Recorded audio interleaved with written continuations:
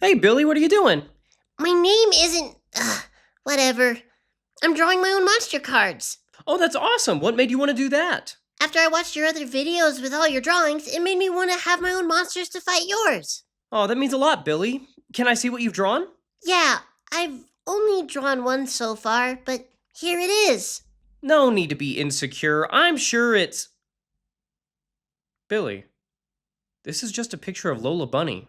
Yeah, she's the bunny thief of my heart. What's up, dogs? It's Matt, and thanks for clicking on the video. We have more monster redraws that I'm so excited to show you. But before we get into the video, if you would like and comment a little something, I'd greatly appreciate it, because it really helps me out in the algorithm. Do it! I need it! What? Who said that? It wasn't me. You commented and liked though, right? Okay, in the last video, the Colossal Mega Monsters list, I said we were redrawing Scorptress, Crash Bam, Squincher, and Horned Dragon. All are pretty meh designs, but let's see how we can make them better.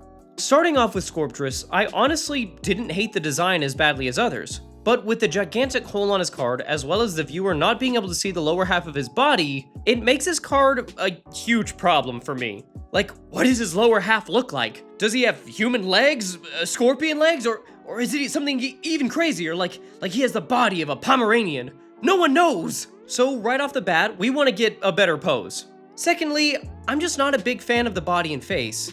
He's giving more The Rock as the Scorpion King rather than an actual arachnid. And I want to give him those armored plates that you usually see on a scorpion. Going back to the face, it's definitely not the worst face I have on this list, but I want it to also look more beast-like. I'll start by making his face less human and more bug-like, and maybe white out the eyes to make him tougher looking. Like he is a monster to fear, not be your friend. Okay, with those ideas in mind, I think we made a redraw that blows the old drawing out of the water. He's no longer Scorptress, he's now Scorpion Brute. I'm loving the improvements. Seeing more of his body, and the segmented armor makes him feel like he's ready for battle. And that tail is one thing I was super happy with.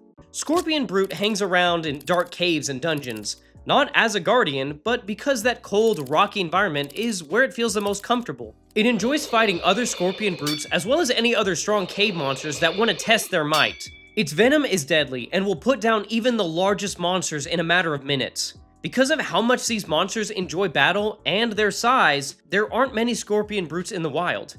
But if you ever see one in person, run. We're really starting the video off with a bang.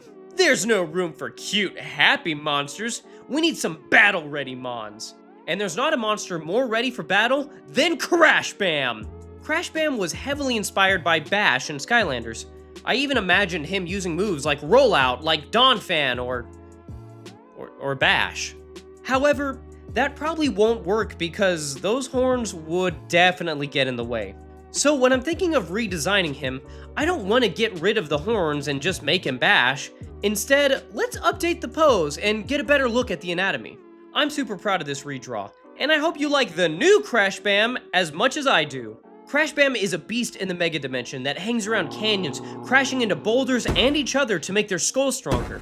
They are very territorial and won't hold back, posturing up like you see in the drawing and crashing into any monsters that seem like a threat, even against their own young, causing female Crash Bams to develop even stronger skulls to hold off hordes of males trying to harm their calves. Now that I think about it, should I draw a separate design for female Crash Bams? Let me know in the comments. I'm super happy with this redesign because he still looks like the same monster. I've just improved as an artist and wanted to adapt the elements better to make it look a lot more cohesive. But one drastic change that I haven't talked about yet is the tail. I wanted to create this mace-like tail that would add to his battle style, crashing into opponents when, BAM! The tail comes in and smacks you. I'm really putting the name together. See, it's not just the drawings that are improving, but the concept. I also drew these small holes in the tail for a future form that Crash Bam will have, so you better subscribe so you don't miss it. Okay, we're cooking today. And the next monster on the redraw list is Squincher.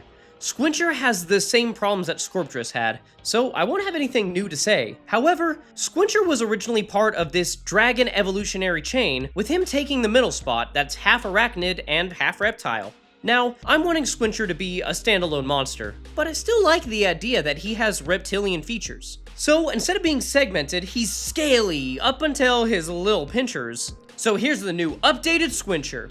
He almost has a snake-like body and fangs, giving him a very different form of attack. Wild Squinchers also hang around caves and dungeons, living side by side with Scorpion Brutes. Where Scorpion Brute is serious, Squinchers are sillier and enjoy making Scorpion Brutes mad. Their venom paralyzes foes instead of killing them, because they like to eat their prey alive. They are immune to all other venom, which makes them brave, somewhat careless, in attacking as well as trying to steal food from Scorpion Brutes. They're about half the size, but still pack a punch. Well, we had a Scorpion to start, Squinchers in the middle, and now a dragon. It's like it's his evolutionary chain all over again. Our next monster is Horned Dragon, and yeah. He has one of those designs where you can tell I didn't really know anything about perspective or anatomy. Dragons are hard, cut me some slack. So let's streamline this design and update his pose. Okay everyone, here is the new and improved Horned Dragon. Horned dragons are very even-tempered creatures. They spend their days sunbathing on mountain cliffs that humans and other creatures can't access. You will most likely find 20 of them sunbathing in the same spot in the wild. They don't feel the need to fight for territory. They just want to soak up the sun and relax before they have to hunt. Horned dragons are one of the safest dragons you can come across. Other animals and birds will even rest on them because even though they are passive, the last thing a predator will do is try to hunt around them and make them angry. And oh boy, if you make a horde of horned dragons angry, it's not a pretty picture. All of the sunbathing they do stores solar energy, making their internal flames stronger, giving them one of the strongest fire blasts in the mega dimension. That's also why they hang around rocky areas instead of the forest. The last thing that they want is to destroy the homes of other monsters. Drawing this was so much fun because I can even see a scenario where Dragon Hatchling and Crybaby Dragon meet an older horned dragon as a wiser mentor figure, showing them the ropes on how to conjure their inner flames while not demonstrating himself. When Dragon Hatchling thinks that their mentor is full of it, their lives are in danger, and Horned Dragon shows his might of his flame, saving the young monsters and bonding them forever as student and master. Okay, I was originally going to end the video here, but I said that I wanted to get your input on what monsters to draw next. So this is our first user-suggested redraw, courtesy of JD Cantu 6701. JD wanted to see a redraw of Muka, and oh boy, do I have some ideas for this one. So in my Colossal video, I have a ton of spiders, so thinking of how I can make this one unique is a challenge. I looked up some spider species when I came across the perfect inspiration. Muka has powerful webs that he uses as his main source of attack. So what if instead of this giant spider that shoots out webs from his mouth, we have Silk Jumper, a small, cute spider that hops from tree to tree, creating a massive web that catches small bugs and monsters. Silk Jumper is based on ballooning, a process in which spiders use their silk to ride air currents. It helps a lot with travel and hunting. Now, even though Silk Jumper catches other monsters, they aren't doing it for prey. These little scamps are actually fruitarians, and just like using their webs for games or playing jokes on their forest friends. This one took a drastic change in design and concept, but I will have a ton of cool and battle-ready spiders, so I wanted to have something different. Plus, this is a subscriber-suggested redraw, and I really wanted to push the concept and design, and I have arachnophobia, so spiders and tarantulas freak me out. So I wanted the first spider I drew to be a cute one. I'm surprisingly not that freaked out by scorpions though. Anyway, if you want to have a say in which monster I draw next, be sure to subscribe and comment your suggestion because I'd love to hear it. And if you don't know which monsters I'm talking about, click on my list of mega monsters and pick one that catches your eye. But keep in mind you have to comment on this video if you want to be picked. Sounds good? Sweet. Wow, you've really improved as an artist. Thanks, Billy. I know I can still do better in a lot of ways, but your encouraging words mean a lot. Yeah, I wish I could draw that good.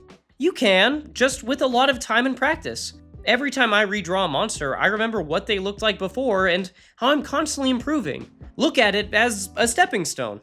Okay, I will. And during the video, I drew a new card. Oh, you did. Let's see it. Okay, here. Billy, this is just Angewomon. Yeah, which reminds me, can you redraw Queen Bee next?